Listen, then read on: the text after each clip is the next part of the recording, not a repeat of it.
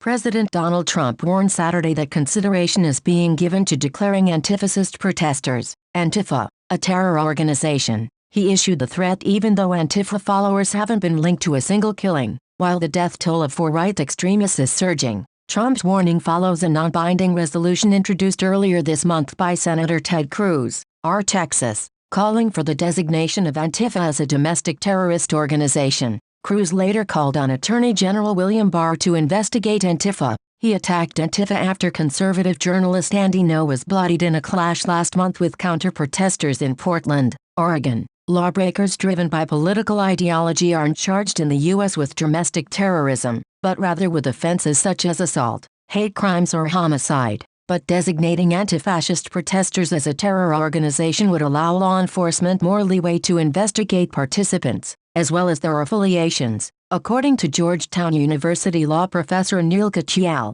a former national security advisor to the Justice Department. But targeting Antifa misses the source of deadly political violence in the nation. Just weeks ago, Acting Department of Homeland Security Secretary Kevin McAleenan branded white supremacist violence a huge issue and an increasingly concerning threat in a Capitol Hill hearing. Last year, 11 people were killed when accused gunman Robert Bowers, who spewed his anti-Semitic rants on a favored social media site of neo-Nazis, opened fire at the Tree of Life Synagogue in Pittsburgh in the deadliest attack on Jews in the nation's history. In 2015, white supremacist Dylann Roof fatally shot 9 members of the Emmanuel African Methodist Episcopal Church in Charleston, South Carolina. Earlier this month, South-Uvalde neo-Nazi James Alex Fields Jr. was sentenced to life plus 419 years for deliberately driving his car into a crowd of counter-protesters at the 2017 white nationalist rally in Charlottesville, Virginia, killing 32-year-old Heather Heyer and injuring several others. A preliminary tally by the Anti-Defamation League Center on Extremism found that domestic extremists took the lives of at least 50 people in 2018,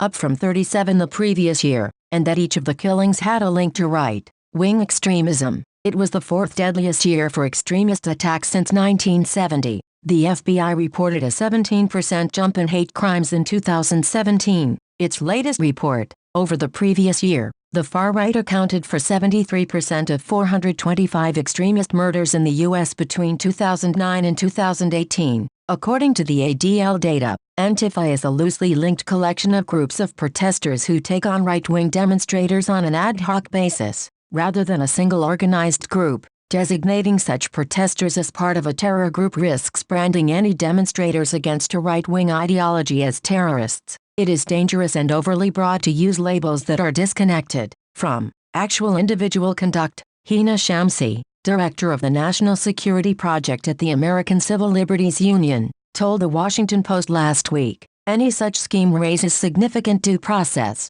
equal protection and First Amendment constitutional concerns.